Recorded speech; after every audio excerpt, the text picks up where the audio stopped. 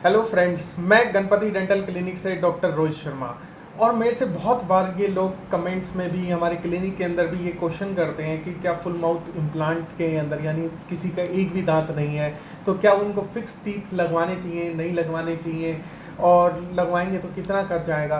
कुछ इसी तरीके की आज की इस वीडियो के अंदर हम बात करेंगे कि एक्चुअल में अगर आप फुल माउथ इम्प्लांट लगवाना चाह रहे हो तो आपके पास क्या क्या ऑप्शन अवेलेबल हैं, आपके पास किन बातों का ध्यान रख के आपको डॉक्टर कॉस्ट बताता है और कैसे कैसे उन चीज़ों में चेंजेस होते हैं। जो फर्स्ट बात हम दिमाग में रखते हैं जब भी हम आपको चेक करेंगे या किसी भी पेशेंट को चेक करेंगे कि क्या आपको फुल माउथ इम्प्लांट दिए जा सकते हैं, फिक्स टीथ दिए जा सकते हैं या नहीं दिए जा सकते, वो है बोन क्वालिटी। बोन क्वालिटी का मतलब है कि आपकी हड्डी के अंदर जहाँ पे दांत प्रेजेंट थे वो हड्डी कितनी बची है। हमारा जो इम्प्लांट है वो आखिरकार हड्डी में ही इंस्टॉल होता है, वहीं पे पकड़ बनाता है, तो उसी के ऊपर बाकी सारी कहानी निर्भर है। तो अगर हम इस हड्डी को 3 भागों में बांट लेते हैं, यानी किसी पेशेंट की मान लेते हैं कि बहुत अच्छी बोन है, प्लेंटी बोन है, जितनी हमें चाहिए उससे ज़्यादा ही है बल्कि। दूसरा जो केस है कि भाई ओके ओके बोन है, थोड़ी थोड़ी बोन है और हमारे पास बस काम चल सकता है। एंड थर्ड बोन है पुअर बोन की, वहाँ पे बोन अवेलेबल नहीं है। तो इन बातों के ये सबसे मेन इंपॉर्टेंट क्राइटेरिया है आपको इम्प्लांट का डिसीजन लेने के अंदर। तो फर्स्ट ऑप्शन जो हमारे पास है कि हमारे पास प्लेंटी ऑफ बोन है, ये केस सबसे आसान होता है, बहुत इजी होता है। अब आसान है, इजी है और ये सबसे कम खर्चे भरा भी होता है। यानी इसमें डॉक्टर आपके 6 से 8 इम्प्लांट पर आर्च, यानी ऊपर 6 से 8 इम्प्लांट डालेगा, नीचे 6 से 8 इम्प्लांट डालेंगे और उसके ऊपर फिक्स टीथ लगा देंगे।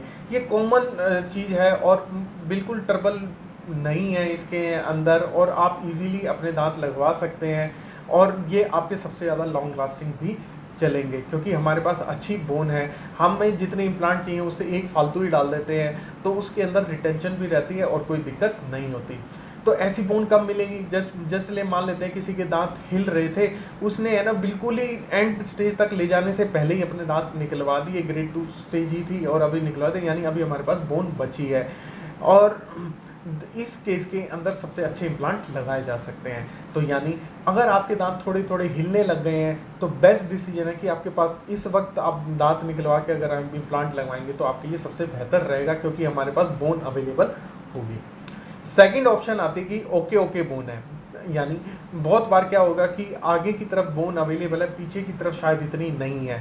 तो ऐसे केसेस में डॉक्टर आपको है ना ऑल ऑन 4 या ऑल ऑन 6 जैसी टर्म्स इस्तेमाल करेगा। यानी आपके ऊपर के अंदर जो ऊपर के दांत लगाए जाएंगे वो 4 इम्प्लांट के ऊपर दांत लगा देंगे या 6 इम्प्लांट पे दांत लगा देंगे, ऐसे ही नीचे में भी 4 या 6 दांत पे इम्प्लांट लगा देंगे। लेकिन आप ये सोचोगे कि 4 इम्प्लांट लगा दिए तो ये चीज़ सस्ती होगी, नहीं, ऐसा नहीं है क्योंकि इसके अंदर इम्प्लांट कम लगे हैं तो लेकिन ऊपर की जो डिज़ाइनिंग है टीथ की, जो जिस लैब से वो चीज़ बनेगी, जिस तरीके से बनेगी, वो ज़्यादा कॉस्टली होगी। तो कॉस्ट तो लगभग आपकी उतनी ही रहने वाली है।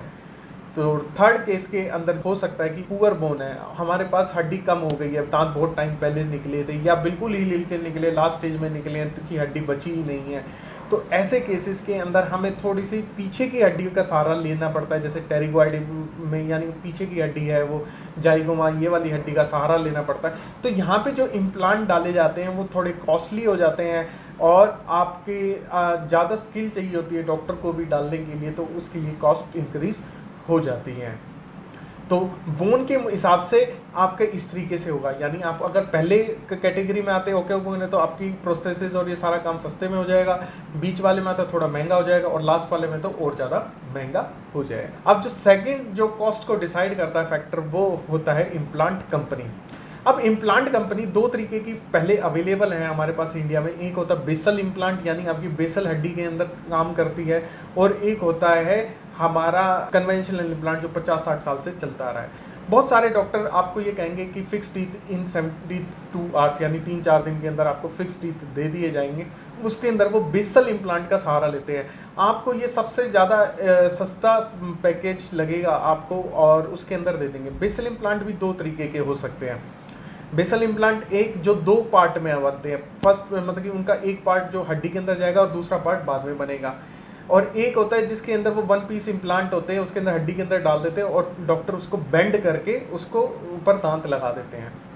तो मैं उस तरीके का डॉक्टर हूँ जो पहले तरीके के बेसल इम्प्लांट में बिलीव करता है, जिसमें 2 पीस बेसल इम्प्लांट है, और मेरे हिसाब से वो उसमें कम दिक्कत आने के चांसेस हैं। सेकंड 1 पीस इम्प्लांट, ये पॉलिश्ड इम्प्लांट होता है, ये हड्डी के अंदर जाएगा और उसी दिन आपको वो डॉक्टर बैंड करके इंप्रेशन लेके आपको 72 आवर्स के अंदर आपको दांत दे देंगे।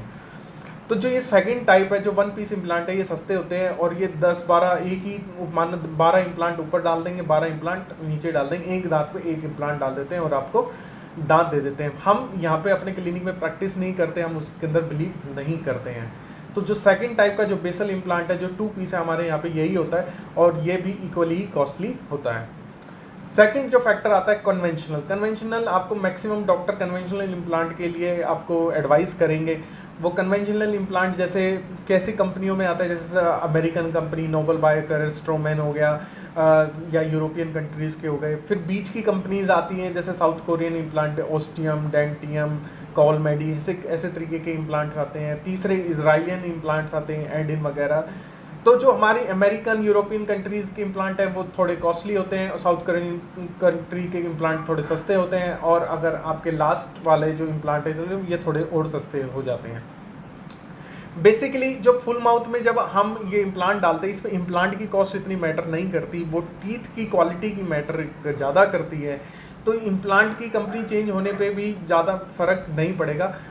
सिर्फ अमेरिकन कंट्रीज़ की जो इम्प्लांट है वो बहुत ज़्यादा कॉस्टली होते हैं, उसमें फ़र्क पड़ेगा, लेकिन साउथ कोरियन और इजराइलियन इम्प्लांट में ज़्यादा कॉस्ट में फ़र्क नहीं पड़ता, इसलिए मैं साउथ कोरियन इम्प्लांट को लगाने में प्रेफर करता हूँ। एंड लास्ट जो कॉस्ट डिसाइड करता हुआ था टीथ फैब्रिकेशन, जो ऊपर की जो हमारे दांत बनेंगे वो किस तरीके से बन रहे हैं, ये बात बहुत मैटर करते हैं।